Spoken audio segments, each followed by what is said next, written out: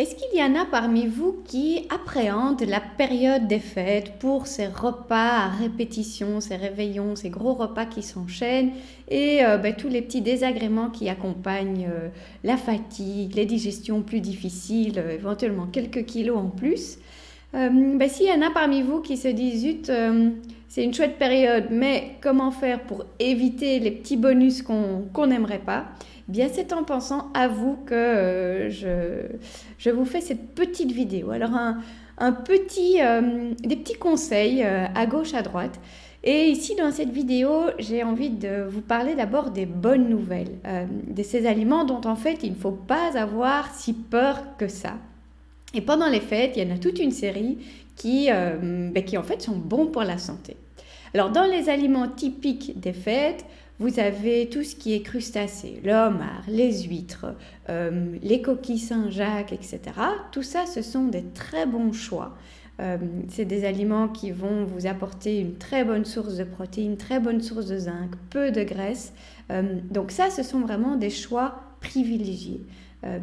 C'est l'avantage de la période des fêtes, c'est qu'on peut justement aller chercher certains aliments qu'on consomme peut-être un peu moins pendant le reste de l'année, mais on va aussi surtout aller chercher la qualité. Et donc pour cette catégorie-là, c'est une bonne chose.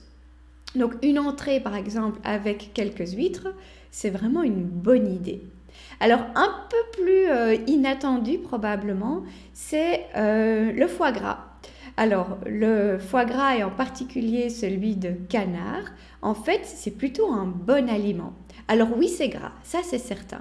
Mais dans les graisses, il faut vraiment pouvoir faire la distinction entre les bonnes graisses et les moins bonnes graisses. Et typiquement, dans le foie gras, on a une grande partie des graisses qui sont de la même famille que l'huile d'olive, qui sont des oméga 9, qui sont du gras, qui est du gras plutôt, qui est plutôt bénéfique pour la santé. Donc oui, c'est un aliment gras, mais en fait, c'est un aliment qui n'est pas mauvais pour la santé.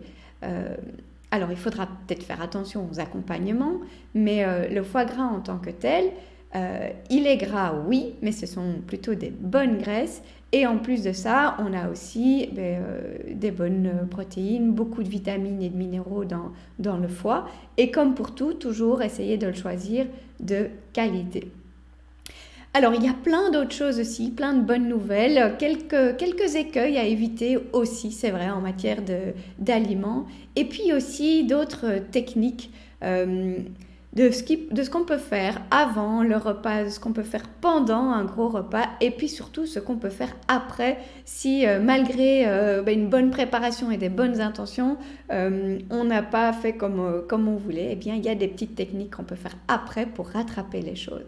Alors tout ça, et ce que je viens de vous expliquer aussi, je l'aborde dans un programme que j'ai appelé Fête, et qui va vraiment vous aider à aborder cette période de fête de la bonne façon pour en profiter sans en payer le prix au niveau de l'énergie, au niveau de la digestion ou au niveau des kilos.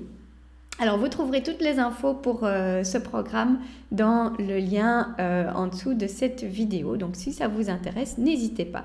Et j'ai joint aussi à ce programme un petit carnet avec mes recettes festives pour pouvoir tout mettre en pratique, évidemment.